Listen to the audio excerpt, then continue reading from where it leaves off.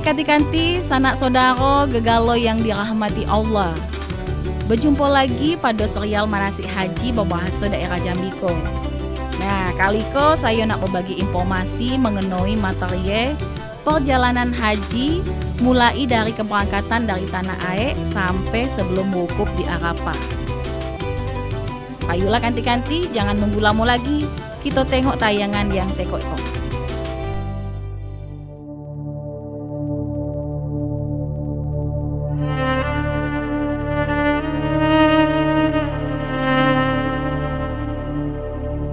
Rangkaian perjalanan haji ko dimulai dari Gena tempat tinggal kanti-kanti sanak saudara Nyai Datuk menuju ke asrama haji embarkasi Antaro Jambi. Sesuai lah pula dengan jadwale yang ada dalam surat perintah masuk asrama. Setiboe lagi ko di asrama haji embarkasi Antaro Jambi, jemaah haji akan mengikuti rangkaian kegiatan yang pertama, penerimaan kedatangan para jemaah haji. Yang kedua, pemeriksaan kesehatan untuk tahap ketiga.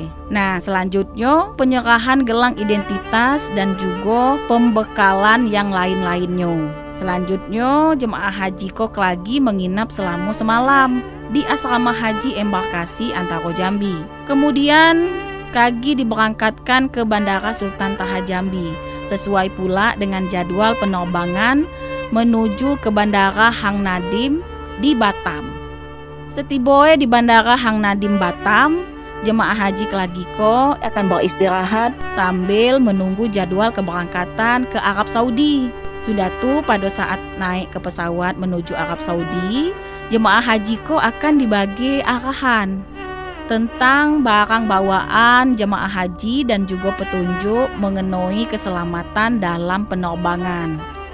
Nah, selama dalam perjalanan kelagi jemaah haji, hendaknya kita kok banyak-banyak lah berzikir dan juga berdoa, ya dak? Mematuhi tata cara dan petunjuk penggunaan fasilitas yang ada di bandara maupun di dalam pesawat kelagi ko. Pelaksanaan sholat selama dalam pesawat kelagi ataupun selama dalam perjalanan kita dapat dilakukan dengan cara jamak dan qasar, serta kita melakukan tayamum. Itu tuh sebagai pengganti daripada ambil air wudu sebelum sholat.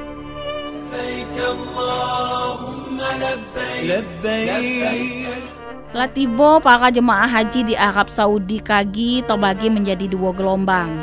Gelombang yang pertama ko akan mendarat di Bandara Amir Muhammad Madinah, dan juga yang gelombang kedua akan mendarat di Bandara King Abdul Aziz Jeddah. Sudah tuh melewati pula pemeriksaan keimigrasian yang ada di Bandara Madinah. Jemaah haji gelombang yang pertama itu akan diberangkatkan menuju hotel dan menginap selama kurang lebih 8-9 hari untuk melaksanakan sholat arba'in, sholat 40 waktu secara berjamaah dan berturut-turut di Masjid Nabawi, serta melakukan ibadah sunnah lainnya.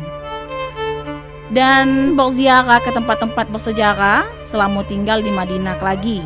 Sudah tuh jemaah haji gelombang 1 akan diberangkatkan ke Mekah. Setelah sebelumnya tuh lagi mampir dulu di Bir Ali namanya sebagai mikat, tempat untuk memulai ihram. Sedangkan untuk jemaah haji gelombang 2 lagi ko sudah mendarat di Bandara Jeddah, jemaah haji ko akan melewati pemeriksaan keimigrasian. Kemudian barulah melaksanakan ihram dari mikat di Bandara King Abdul Aziz Jeddah ko tadi. Kemudian diberangkatkan pula ke kota Mekah sesuai urutan rombongan busnya menuju hotel tempat menginap jemaah haji tersebut.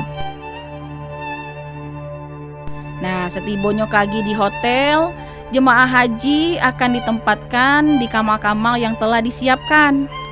Mulai dari kegiatan beristirahat dulu sejenak, lalu menuju ke Masjid Haram untuk melaksanakan tawaf, sa'i, dan tahallul, dan balik ke hotel kagi setelahnya.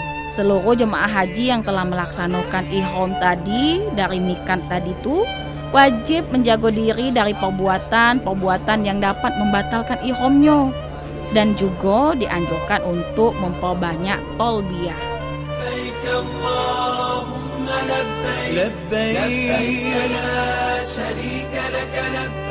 Kanti-kanti sanak saudara Nyai Datuk selama di Arab Saudi atau prawukuf selama berada di kota Mekah Kelagiko, Nyai Datuk jemaah haji akan mendapatkan pelayanan untuk konsumsi makan, minum yang diberikan oleh hotel tempat menginap jemaah haji ko tadi.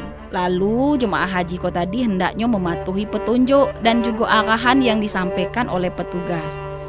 Kemudian menggunakan alat transportasi bus solawat yang sudah disiapkan untuk menuju dan kembali dari Masjidil Haram ko tadi, serta menjaga keamanan dan juga kenyamanan diri para jemaah haji dan juga lingkungan sekitarnya. Nah, sebelum pelaksanaan wukuf, jemaah haji hendaknya tak ada pula memaksakan diri untuk melaksanakan ibadah-ibadah sunnah lainnya jika kondisi tidak memungkinkan, dan menjaga kondisi fisik kita agar tetap bugar untuk menghadapi puncak pelaksanaan haji lagi ko. Nah, kanti-kanti sanak saudara Nyai Datuk sampai siko dulu penjelasan informasi rangkaian perjalanan ibadah haji ko. Semoga bermanfaat, dan jangan lupa Nyai Datuk lagi ko ada lagi informasi tentang ibadah haji yang lainnya. Lah tuh paham lah Terima kasih dan sampai jumpa.